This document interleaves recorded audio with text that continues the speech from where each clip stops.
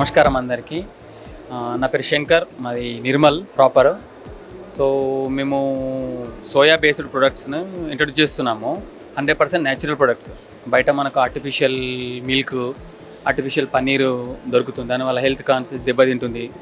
So మేము సోయాని తీసుకొని 100% న్యాచురల్గా ప్రాసెస్ చేస్తున్నాము అండ్ ఫుల్ హైజీన్గా చేస్తున్నాము.